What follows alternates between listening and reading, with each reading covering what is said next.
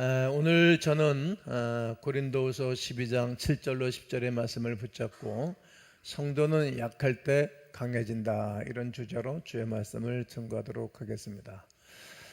성도가 이 땅을 살아가면서 다 장점이 있고 또 단점이 있습니다. 강한 부분이 있고 약한 부분이 있습니다.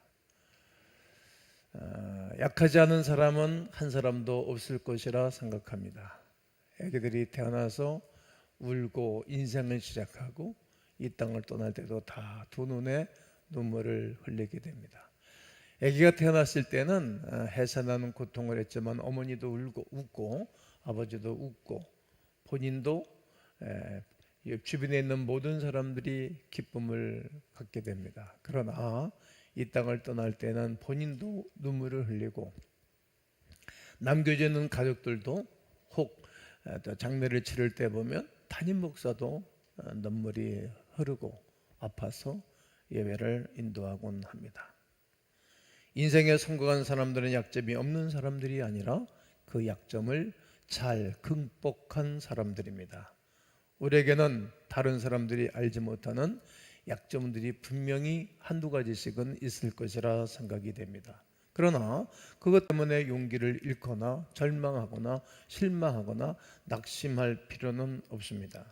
신앙은 우리의 약점을 강점으로 만들고 절망을 소망으로 만들고 슬픔을 기쁨으로 만들 뿐만 아니라 약한 자를 강한 자로, 천한 자를 아름다운 도구로 만드는 위대한 능력이 그리스도 예수의 부활 가운데 있기에 승리할 수 있습니다. 오늘 읽어드린 본문은 사도 바울도 말할 수 없는 신비스러운 체험을 했다고 말합니다. 오늘 고린도후서 12장 7절 상반절에 보면 여러 계시를 받은 것이 지극히 크므로, 여러 계시를 받았다는 거예요. 여러 가지. 계시라는 말은 열어줬다, 하나님이 열어주신 것입니다. 여러 계시를 하나님이 보여줬다라고 말씀하시는 것에는 하나님의 은혜가 있었다는 거예요. 어떤 은혜입니까? 죄악 가운데서 나를 건져주시고 구원해준 그 큰 사랑, 그리고 구약의 율법을 통하여 죄를 깨닫게 하신 그 사랑, 예수 그리스도의 공로로 말미암아 구약의 율법을 완성하시고 그 율법에 우리 주 예수 그리스도는 죽은 줄 알았는데 죄가 없으셔서 부활하셨고 그 그리스도 예수의 부활로 말미암아 내 영혼이 살아난 위대한 역사를 바울은 간증하고 싶었던 것입니다. 그리고 그는 3000층의 놀라운 신비한 세계를 감당하고 그리고 경험을 했습니다. 이 본문을 기록하기 전에 14년 전에 내가 한 사람을 아는데 그 사람이 바로 자기 얘기를 하면서도 다른 사람의 얘기를 하는 듯 그는 간증을 하고 성경을 기록하고 있는 것입니다. 신비한 체험을 많이 했다는 것입니다. 자신의 장래에 대해서도 알게 됐고 수없는 임금들과 그리고 세상 권력자들 앞에서 복음을 전해줄 것도 말씀하셨습니다. 그리고 그들에게 복음을 증거하다가 장렬하게 순교를 해서 하나님 앞에 갈 것도 미리 다 알았습니다. 이렇게 여러 계시와 여러 은혜를 받았던 바울입니다. 그런데 이렇게 신비한 체험을 했던 바울일지라도 그가 육체에 가시가 있었다고 오늘 본문은 말합니다. 그 육체의 가시에 대해서는 여러 가지 설이 있습니다만 어떤 사람들은 안질, 어떤 사람들은 간질을 했다. 우리 교회도 간질로 말미암아 고생하고 힘들어하는 분들도 계십니다. 평생도록 약을 잡숫고 살아가는 분들이 있습니다. 그리고 남에게 말할 수 없는 가시, 자기만이 알고 있는 그런 중병이 있었을 거다. 제가 목회하면서 평생토록 중병 때문에 한 번도 목욕탕 못 간 분들도 계셔요. 근데 그분이 치료를 받고 은혜를 입었어요. 자, 이렇게 남들에게 말할 수 없는 이렇게 가시가 있었다는 거예요. 그리고 나는 그렇게 보지 않고, 그런 것도 중요하겠지만 나는 인간 가시다, 저는 이렇게 해석하고 싶어요. 인간 가시는 어떤 것인가 하면 자기가 바리새인 중에 바리새인, 철두철미하게 율법을 지키면서 교육받아 살아봤습니다. 그런데 예수를 딱 만나고 보니까 이게 잘못된 거예요. 율법주의가 잘못된 거예요. 그래서 쑥 빠져서 이제 복음을 증거하니까 그쪽에 있는 사람들이 바울을 죽이기 전에는 우리가 음식도 먹지 않겠노라 40명이 결혼을 해가지고 늘 바울 죽이기 프로젝트를 돌리는 거예요. 그래서 저는 인간가시다. 바리새인들이 일평생도록 그를 괴롭혔다. 이 가시를 붙여줬다. 이렇게 해석하고 싶습니다. 여하튼 바울에게는 이런 가시가 있었어요. 남들에게 말할 수 없는 거 힘들은 이 가시가 있어서 그가 3번이나 간절히 하나님께 기도를 했습니다. 그런데 이렇게 말씀하시는 거예요. 12장 9절을 우리 다 함께 한번 상반절만 읽겠습니다. 시작. 나에게 이르시기를 내 은혜가 네게 족하도다. 이는 내 능력이 약한 데서 온전하여짐이라. 그럴 때 주님이 응답하셨는데 뭐라고 말씀하셨습니까? 네 은혜가 내 은혜가 네게 족하다. 예수 그리스도의 은혜가 네게 족하다. 이는 내 능력이 약한 데서 온전해짐이라. 네 능력이 약하지 않냐? 그 가시 때문에 간절히 3번 기도했지. 그런데 이것은 너에게 온전해짐이라고 말하는 겁니다. 성도는 왜 약할 때 강해질까요? 여러 가지가 있는데 3가지 말씀을 드릴 것입니다. 그 중에 하나가 성도는 약할 때 겸손한 자가 되기 때문입니다. 겸손한 자. 한번 읽어보세요. 시작. 12장 7절을 보면 여러 계시를 받은 것이 지극히 크므로 너무 자만하지 않게 하시려고 내 육체에 가시고 사단에 가시를 주셨으니 이는 나를 쳐서 너무 자만하지 않게 하려 함이라. 자만. 하나님은 자만하고 교만한 사람, 거만한 사람을 미워하시는 것입니다. 여러분 사람도 교만한 사람을 싫어해요. 교만한 사람을 좋아하는 사람은 그 누구도 없습니다. 잠언 16장 8절에 교만은 패망의 선봉이요 거만한 마음은 넘어짐의 앞잡이니라 라고 말합니다. 하나님께서도 바울 사도를 겸손한 자리에 머물게 하시려고 아주 그 좋은 자리에 머물게 하시려고 사단의 가시 아픔과 어려움을 주셨다라고 직접적으로 응답으로 말씀하신 것입니다. 사람은 약할 때 겸손해지죠. 사업이 번창하고 돈을 잘 벌면 교만해져서 사람을 무시하다가 사업에 어려움을 당하는 분들도 가끔 보게 됩니다. 그 사업에 실패하면 사람이 겸손해지게 됩니다. 또 아주 강하고 건강하던 사람이 중병에 걸리면 사람들이 겸손해져요. 그리고 가정에 어려움이 생기게 되어지면 아주 겸손해지는 모습들을 수없이 보아왔습니다. 35년 목회를 하면서 제가 교육자 생활을 전도서부터 40년을 했는데 타교에서도 교육자 생활을 했을 때 잘 나가던 사람들이 어려움을 당하면 아주 겸손한 모습을 많이 보았습니다. 모든 것이 잘 되면 교만할 수 있게 하나님의 은혜를 머물게 하기 위해서 하나님은 가시를 주셨다라고 말하는 것입니다. 한번 성도 여러분 아멘 해보세요. 우리는 있어도 겸손하고 없어도 겸손하고 만사가 형통해도 겸손하기를 주의 이름으로 축원합니다. 다 하나님의 은혜인데 내가 잘한 것으로 착각하기에 거만해질 수 있다는 말입니다. 야고보서 4장 6절을 읽겠습니다. 시작. 그러나 더욱 큰 은혜를 주시나니 그러므로 일렀으되 하나님이 교만한 자를 물리치시고 겸손한 자에게 은혜를 주신다 하였느니라. 아멘. 성도는 은혜를 받으면 받을수록에 겸손해져야 하고 직분을 받으면 받을수록에 겸손해져야 되고 성도는 하나님을 오래 믿으면 믿을수록에 겸손해져야 합니다. 그게 성도의 멋진 삶입니다. 우리는 겸손한 성도가 되어야 할 것입니다. 겸손할 때 하나님이 함께 해주시고 은혜를 몰고 다니는 거예요. 여러분 엘리야는 피를 머금고 다녔어요. 엘리야는 구름을 몰고 다녔어요. 가물은 땅에 비를 오게 하고 그럼 몰고 다니는 거예요.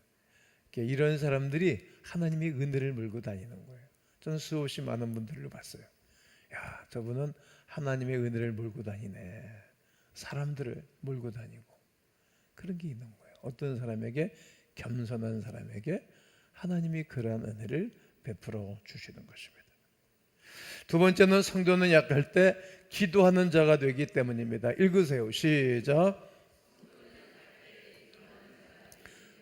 오늘 12장 8절에 이것이 내게서 떠나가게 하기 위하여 내가 몇 번 주께 간구하였더니 3번. 8절에서 3번 간구했다는 거예요. 아주 간절히. 바울 세대의 기도는 또 아주 놀라운 기도의 깊이가 있는데 한번 그는 기도를 시작하면 응답받을 때까지, 주님이 찾아오실 때까지 하는 그런 기도를 했어요. 한 번 했는데 또 하고 또 하고 또 하고 3번 했어요. 그러니까 3번 기도했어요. 우리 한국의 그 언어들이 성경을 해석하고 신앙생활 하는데 아주 유익해요. 3번 했어요. 3번 간절하게 기도를 했어요. 성도는 약할 때 기도하게 돼요. 구약의 히스기야 왕은 왕이 되고 난 다음 바빴죠.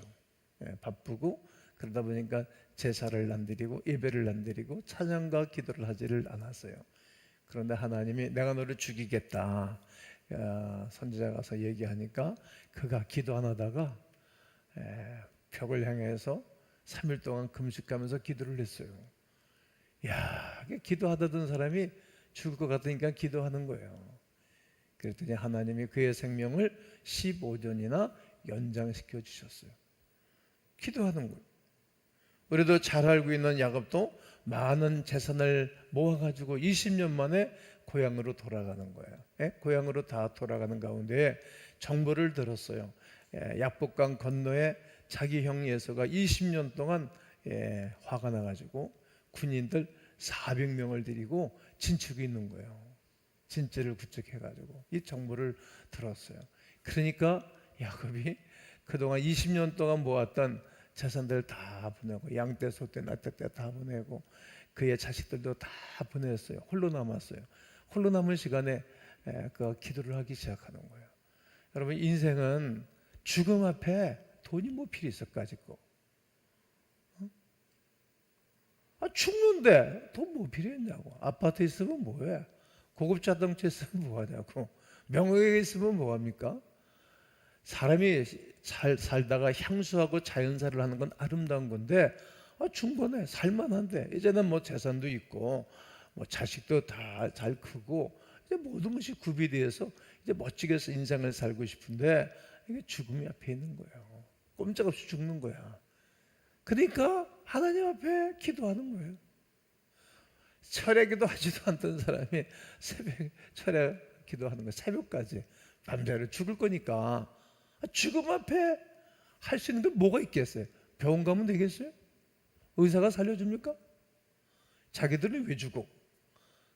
자기도 죽어. 자기 안 죽고 의사들이 다 안 죽고 산다 그러면 거기 가서 기도 받고 병 치료 받아야 되는데 그들도 죽어.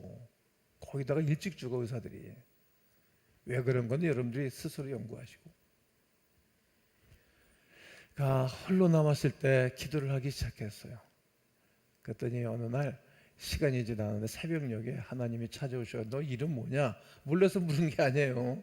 다 알지. 여러분 다 알아 하나님. 저도 여러분 한 분 한 분을 거의 알거든요. 여러분들에 대해서. 한꺼번에 교인들이 온 게 아니니까. 몰라서 물으시는 것이 아니고 다 아시면서 네 이름이 뭐니? 사기꾼이에요. 거짓말쟁이에요. 술수가 강한 자예요. 요리조리 내가 위부하는 그런 남자예요. 이게 스스로 고백을 하게 했어요. 그걸 생각하니까 지난 날들이 너무 아팠겠지. 야, 우리 아버지 속인 이야기에서부터 우리 형 속인 거. 야, 그랬더니 그 속이고 살았더니 그 외삼촌이자 장인어른이 자기를 10번이나 속였지. 야, 인생은 부메랑이구나. 심는 대로 거두는구나. 이걸 깨달은 거예요. 그럼 많이 울었겠지. 그 시간적인 차이는 얼마인지는 몰라. 우리가 하나님께 깊이 기도하면 영적인 지성소를 반드시 들어가거든요. 그때 그 영적인 시간들이 있어요. 이런 일들이 많이 있는 게 좋아요. 그런 가운데 죄인인 것을 깨달았겠죠. 고백했겠지. 그랬더니 이제 하나님이 네 이름을 이제는 야곱이라 하지 말고 이스라엘이라 하자. 승리자. 여러분, 하나님만이 우리의 영원한 승리자인 줄로 믿습니다. 승리자로 하자. 그리고 이제 기쁨을 얻은 거예요. 그의 얼굴에 해같이 빛난 거야. 근심이 사라진 거예요. 죽으면 천국 가는 거지. 인생이 무슨 이렇게 오래 살 건 또 뭐가 있겠어요. 기껏 살아봤자 일백세 아닙니까? 그리고 이제 하나님 만나서 이제 승리자가 됐으니까 부활의 주 예수를 만나면 승리자 되는 것 아닙니까? 그리고 강을 딱 건넜어요. 형이 변함없이 친치고 있지. 그때 저를 7번씩 해가면서 형 앞에 나가세요. 그러면서 하는 얘기가 내가 형님 얼굴을 보니 하나님 만난 듯합니다. 기분을 좋게. 이게 영적인 사람, 은혜 받은 사람은 기분 좋게 얘기를 해요. 그런 사람이 잘 되는 거예요. 이게 다 뭐냐? 이게 다 형님 겁니다. 무슨 형님 거야? 자기 거지. 이제 내 것이 아니라고 고백하는 거예요. 다 하나님이 주셨으니 이거 다 형님 겁니다. 형님 다 가지십시오. 그러니까 나도 많다. 그 일이고 야곱을 끌어안고 20년 만에 죽이려고 그랬는데 울면서 통곡하면서 내 아우야. 그리고 화친을 하는 거예요. 이제 함께 살자. 너가 나가 형제 둘뿐 아니니? 그랬더니 아이고 야곱이 그러지 마시고 형님 갈 길을 가소서. 나는 세겜으로 가겠나이다. 그 딱 헤어지는 거예요. 여러분, 기도하면 죄인도 원수도 친구로 변합니다. 이게 성도는 약할 때 기도하는 거예요. 우리 교회 교인들이 이런 사례가 많아요. 저도 이렇게 어려웠을 때 약해져서 힘들 때 기도하여 받은 은혜가 너무 많이 있는 것입니다. 하나님께서는 성도에게 연약할 때, 환난을 당할 때 기도하라고 하십니다. 성도는 약할 때 강해지는 것입니다. 그 이유는 하나님께 기도하기 때문입니다. 성도가 약할 때 하나님께 기도하면 아멘 해보세요. 은혜가 됩니다. 은혜를 받습니다. 성령을 받습니다. 능력을 받게 되는 것입니다. 체험적인 신앙을 갖게 되는 것입니다. 기적을 체험할 뿐만이 아니라 응답을 받게 되는 것입니다. 성도가 약할 때 하나님께 기도하면 우리를 약하게 만든 원수 마귀가 한 길로 왔다가 7길로 떠나가는 것입니다. 오늘도 성령 충만 축제에 참여할 때 하나님의 거룩한 능력이 임하여 원수 마귀는 7길로 돌아가고 또 나가고 하나님의 능력이 임하는 귀한 시간 되기를 주의 이름으로 선포합니다. 성도는 환경이 좋으면 좋을수록에, 축복을 받으면 받을수록에 은혜를 사모하고 기도하셔야 됩니다. 그래야 점점 강해지는 것입니다. 지금은 이런 가시들 때문에 힘들고 어려운 시간을 지났는지 모르지만 이런 가시들 때문에 강해지고 언젠가 하나님의 은혜와 하나님의 역사했던 일들을 간증하게 할 날을 주실 줄로 믿습니다. 기도하는 거예요. 그러니까 성도는 약할 때 하나님이 온전한 자가 되기 때문입니다. 읽으세요. 시작. 성경은 9절입니다. 읽으세요. 시작. 나에게 이르시기를 내 은혜가 네게 족하도다. 이는 내 능력이 약한 데서 온전하여짐이라 하신지라. 그러므로 도리어 크게 기뻐함으로 나의 여러 약한 것들에 대하여 자랑하리니 이는 그리스도의 능력이 내게 머물게 하려 함이라. 아멘. 내게 이르는 내 은혜가 네게 족하도다. 이제 예수님의 은혜는 한량없이 큰 거예요. 한량없는 은혜, 갚을 수 없는 은혜. 예수님의 은혜는 너무 큰 거예요. 사람이 다 측량할 수 없고 말할 수 없는 것입니다. 그런데 이 은혜를 누구에게 주는가? 능력이 약한 데서 온전해지는 거예요. 온전하다는 단어를 썼고, 그리고 약한 것들에 대해서 이제 바울 사도가 자랑한다는 거예요. 자랑. 바울 사도가 매 맞고 가만히 있을 사람이 아니거든요. 그 매도 맞은 거예요. 엄청나게 매도 많이 맞고, 태창도 맞고, 태창은 사람이 죽을 지경까지 가는 태창도 맞고 3번씩이나 맞았다 그러잖아요. 여러분 자지 못함과 배고픔과 시끄러움과, 왜냐하면 바깥에서 늘 바울 죽이려고 집 밖에서 바닥 소리 지르고 그러니까 잠 못 자고 맨날 도망 다니고 이렇게 살았던 거예요. 이 가시가 그에게 있었어요. 그럴 때마다 온전하다는 말은 누구를, 하나님을 전폭적으로 의지하는 거예요. 인생이 온전해지는 것은 누구를, 사람을 표병 삼아서 사람 쫓아내서 배우는 것이 아니라 예수님 붙잡고 살면 온전해집니다. 내가 온전해졌다는 거예요. 그런 사람을 품을 수 있는 사람 된 거예요. 멋진 사람은 어떤 멋진 사람입니까? 여러분, 힘들게 하는 사람, 어렵게 하는 사람, 가시를 품는 사람이 좋은 사람 아니겠어요? 저는 이렇게 사람을 품을 만한 그런 큰 그릇은 못 돼. 그런데 하나님이 나에게 성도들을 붙여줬으니까 그냥 살아가는 거예요. 뭐 자존심 없는 사람이 누가 있겠어요? 자존심 없는 사람이. 자존심이 내게 아니고 우리 주님이 자존심 내려놓으라 그러잖아요. 주님을 따라가는 사람은 자기를 부인하고 자기 십자가를 지고 주님을 따르는 거예요. 이것이 제자의 삶이에요. 내려놓는 거예요. 그리고 사람을 품는 거예요. 우리의 건강도, 우리의 가정도, 우리의 행복도, 우리의 사업도, 우리의 생명도, 우리의 문제도 하나님을 믿고 의지하고 맡기는 사람에게만이 온전한 사람이 되는 것입니다. 성경을 읽다 보면 하나님을 가장 많이 찾은 사람들이 있습니다. 누가 많이 찾습니까? 병들었거나 전쟁이 일어나거나 기근이 오거나 힘든 일이 있을 때 하나님을 많이 찾았어요. 이 위대한 사실을 깨달은 솔로몬이가 성전을 봉헌할 때 누구든지 병이 들어서 힘들어할 때 이 성전에 와서 손을 들고 회개하고 자백하고 기도하면 하나님이 병을 치료한다고 이렇게 축복 기도를 했고, 적군이 쳐들어와서 힘들고 위급한 상황이 왔을 때에 이 성전에 와서 자복하고 손을 들고 기도하면 하나님이 적군이 물러가게 하시고, 가뭄이 심하여 어려움이 있을 때 이 성전에 와서 기도하면 가뭄이 떠나가고 비가 내려서 알곡이 이렇게 선물을 줄 것이고, 이 얘기를 하는 거예요. 왜? 인생이 이렇게 어려운 거예요. 늘 편안히 우리에게 기다려주지 않는 것입니다.